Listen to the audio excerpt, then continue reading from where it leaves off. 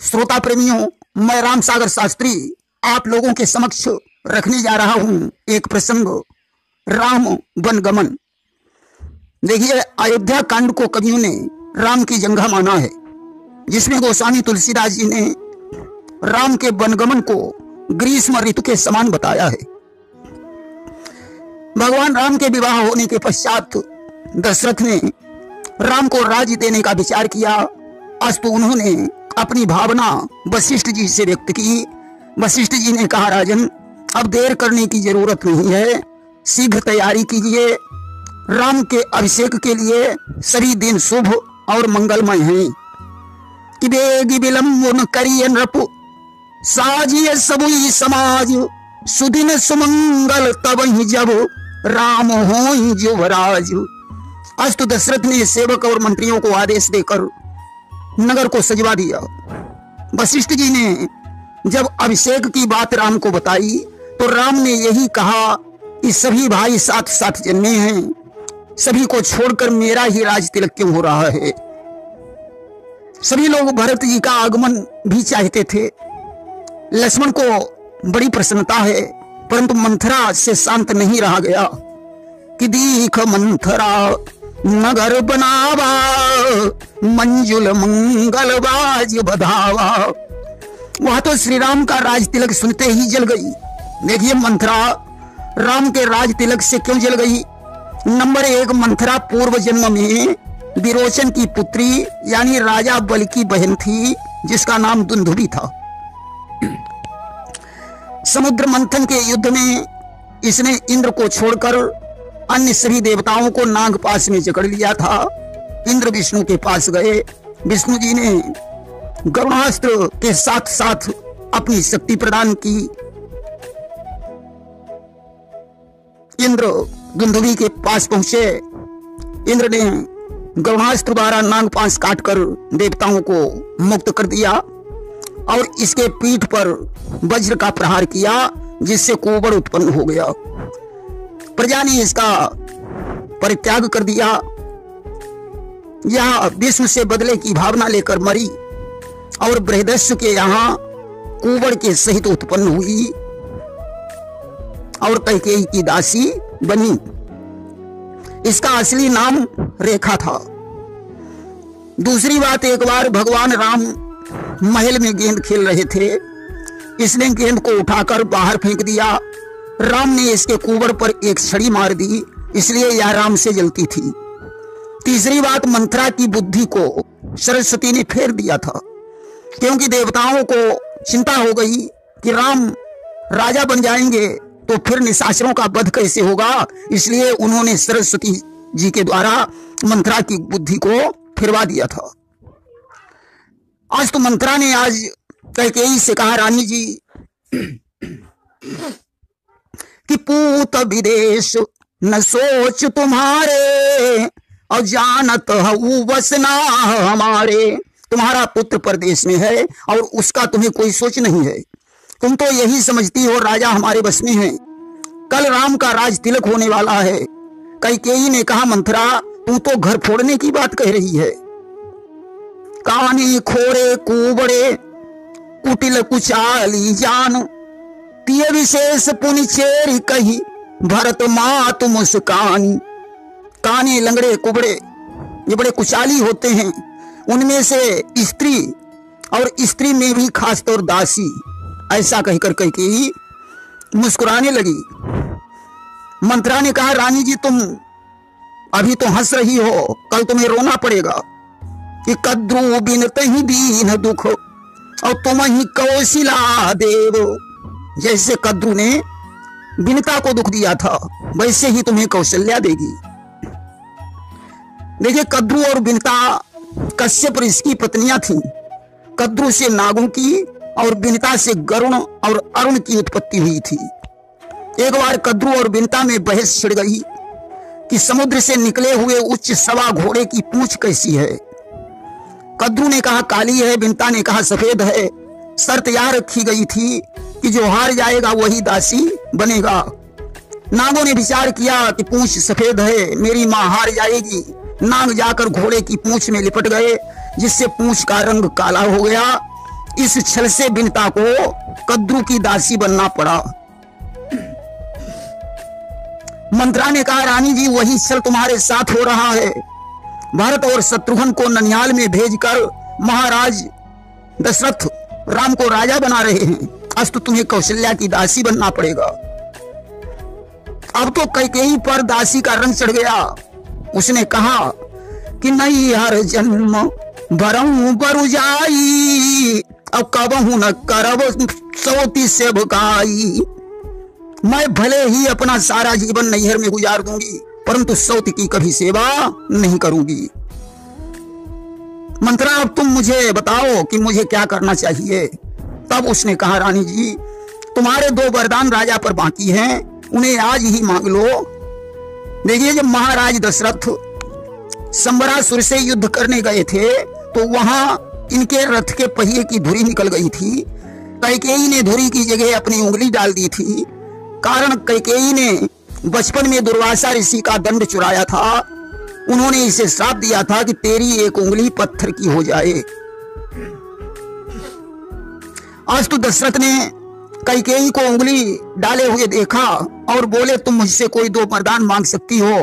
कैकेयी ने कहा, जब जरूरत होगी तब मांग लेंगे। मंत्रा उन्हीं वरदानों की याद दिला रही है। उसने कहा, कोप भवन में लेट जाना। जब राजा मनाने आए तो पहले उन्हें राम की सौगंध खिला देना और फिर दोनों वरदान मांग लेना। अगर आज की रात बीत गई तो फिर अकाज हो जाएगा। कैकेयी ने आज वैसा ही किया। कोप भवन में कैकेयी का जाना सुनकर दशरथ सूख गए। कैकेयी ने राम की सौगंध खिलाकर वरदान देने को कहा। सौगंध खाने के बाद उसने पहले वरदान में भरत को राज तिलक मांगा। देखिए, वाल्मीकि जी की रामायण में दशरथ ने जब कैकेयी से विवाह किया था तो यही शर्त थी कि कैकेयी का पुत्र ही राजा बनेगा। परंतु रघुकुल की परंपरा यही थी कि बड़े को छोड़कर छोटे का राज तिलक नहीं हो सकता है। दशरथ ने कोई चालाकी नहीं की थी कि हम भरत शत्रुघ्न को ननिहाल में भेजकर राम को राजा बना दें, बल्कि भरत के नाना की तबीयत खराब थी, इसलिए भरत और शत्रुघ्न ननिहाल गए थे।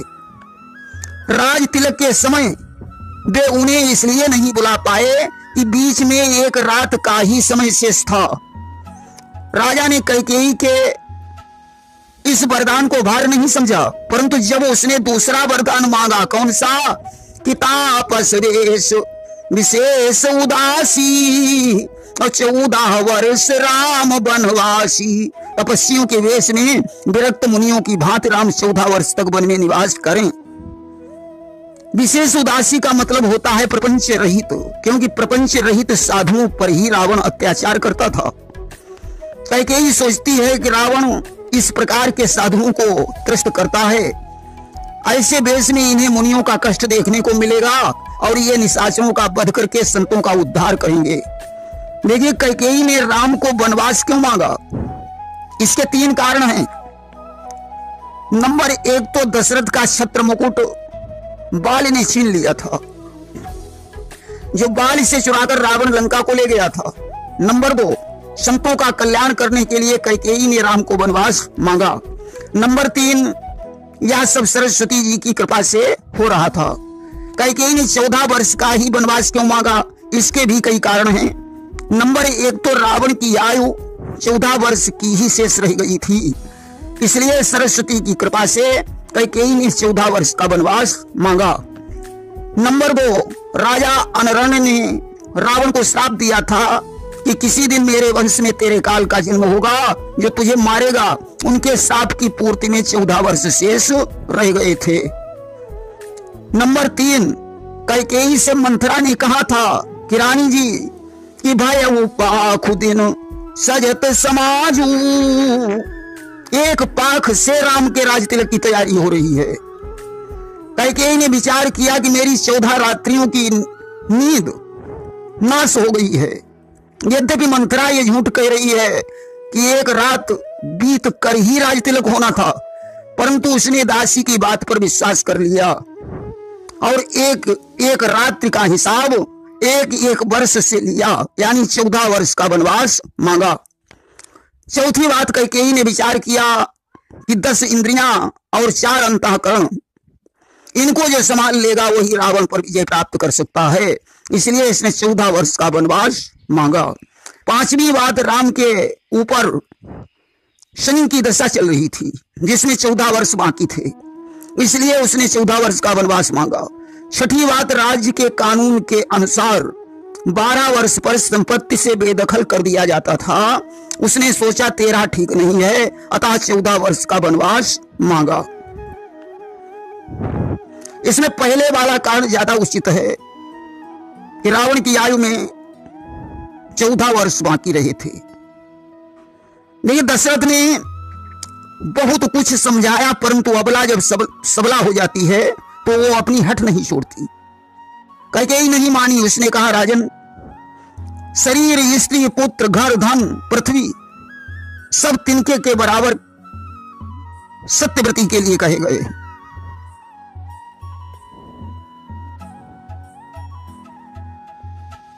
देखिए, इसके माध्यम से मानो कैकेयी ने राजा हरिश्चंद्र के इतिहास पर प्रकाश डाला है, जिन्होंने सत्य धर्म की रक्षा करने के लिए अयोध्या को छोड़ दिया, कालू के हाथ अपने को बेच दिया, रानी और पुत्र से नाता तोड़ दिया, परंतु सत्य की रक्षा की। यहां दशरथ ने कहा, रानी, मैं राम के वियोग में मर जाऊंगा और तुम्हें बाद में बहुत पछताना पड़ेगा। आखिरकार दशरथ मूर्छित हो गए। सुमंत महल में गए तो क्या देखा कि पृथ्वी पर देखा राजेश्वर मछली की भांति तड़पते हैं, जब आंख तनिक खुल जाती है तो राम राम ही कहते हैं। कैकेयी ने राम को बुलवाया, पिता को प्रणाम करके उन्होंने तपस्वी बाना बनाया और सीता लक्ष्मण के सहित वन को चल दिए। मंत्री सुमंत भी साथ में गए, परंतु राम ने उन्हें वापस कर दिया। केवट से नाव मांगी कि मांगी नाव न केवट आना, और कहा तुम्हार मरम मैं जाना।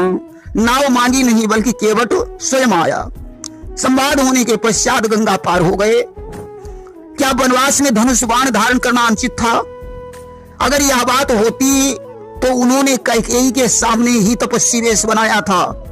कैकेयी उनका धनुष उतरवा लेती और वन में रहने वाले निशाचरों पर हाथ न उठाने के लिए कह देती। उसने छात्र धर्म को छोड़कर मुनिवेश बनाने के लिए नहीं कहा था। लेकिन राम भरद्वाज के आश्रम पर पहुंचे और ते ही अवसर एक तापस आवा, तेज पुंज लघु वयस सुहावा। उसी समय इनकी भेंट एक तपस्वी से हो गई जो तेजस्वी और सुंदर था। तुलसीदास जी ने उसका भेद नहीं बताया कि वह तपस्वी कौन था। वह तपस्वी या तो हनुमान जी थे या स्वयं तुलसीदास जी ही थे। भगवान ने उसे हृदय से लगा लिया। वाल्मीकि से मिलकर चित्रकूट में निवास किया। इधर सुमंत महलों में पहुंचे। दशरथ ने कहा, मेरा राम कहाँ है? सुमंत विचार करते हैं कि अगर हम यह कह देंगे कि राम वन को चले गए तो दशरथ तुरंत अपने प्राण छोड़ देंगे। इसलिए उन्होंने बातों का विस्तार किया और अंत में कह दिया कि मैं आपन किम कहूं कलेसु अजियत फिरे उलई राम संदेशु।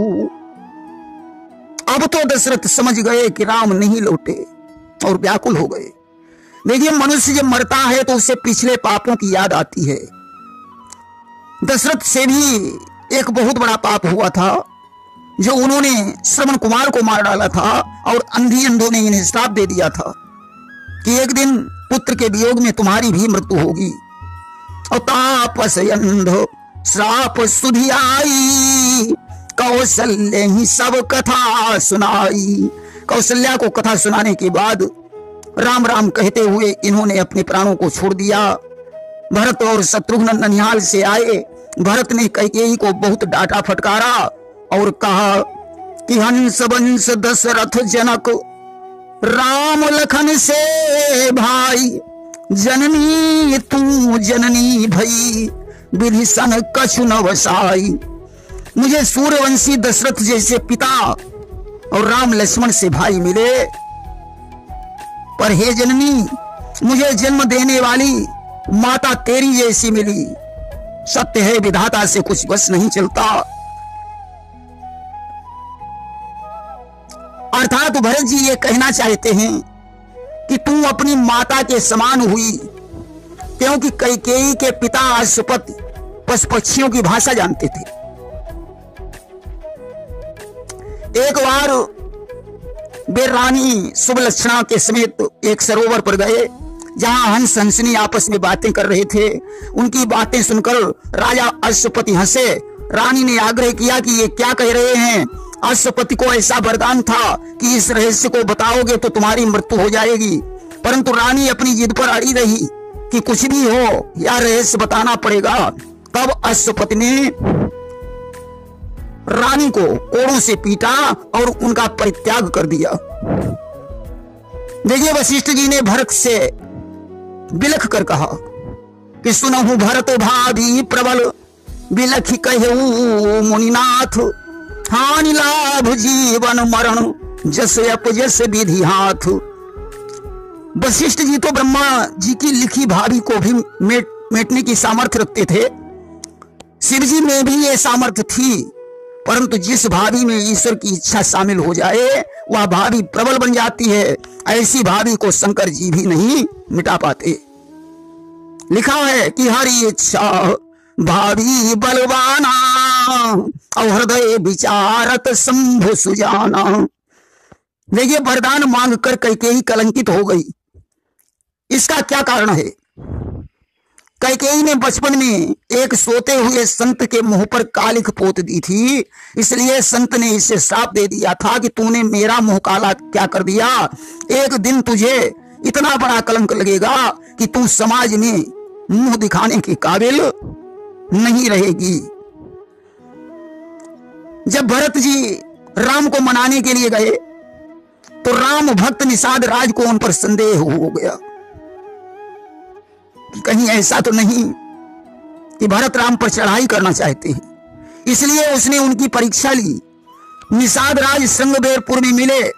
निषाद राज ने भरत के भाव की परीक्षा लेने के लिए सात्विक भेंट जैसे कंदमूल फल, राजस भेंट जैसे खगमृग और तामस भेंट जैसे मीन, 3 प्रकार की भेंटें सजाई थी।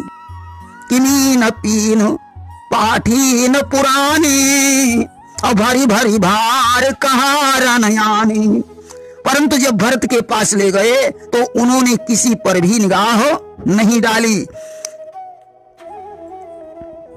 इसे भरत ने सुना कि निषाद राज राम का परम सखा है, अतः उन्होंने रथ से उतरकर उसे हृदय से लगा लिया। निषाद राज समझ गए कि भरत विरक्त हैं, उनका संदेह दूर हो गया। चित्रकूट में राम के सहित उनकी दोबारा भेंट हुई। देखिए निषाद राज का श्रृंगबेरपुर में प्रथम मिलन हुआ।